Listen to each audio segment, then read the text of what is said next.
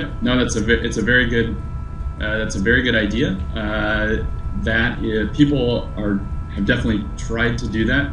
So it turns out you can convert the starch, which is at its simplest just sugar, and you can convert that to ethanol. You can convert it to other things as well, and so the economics of the situation basically would force companies to convert it using whatever pathways exist to the simplest, most expensive molecule that they could sell, basically, because what they want to do is get as much money out of that starch as possible.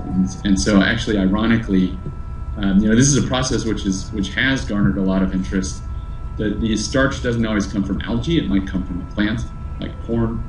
But it turns out that many of the companies that initially got into the biofuels industry from the plant-based bioindustry, but the pathways are the same, started making biofuels, and here's where some strange things happen, is that it turns out molecules, like I mentioned, like that single lipid chain, like the esterified lipid, molecules like that, it turns out, are very similar to molecules that we use, for example, in the flavors and the fragrance industry. Turns out that molecules that are used in the fragrance industry and the food industry are very expensive.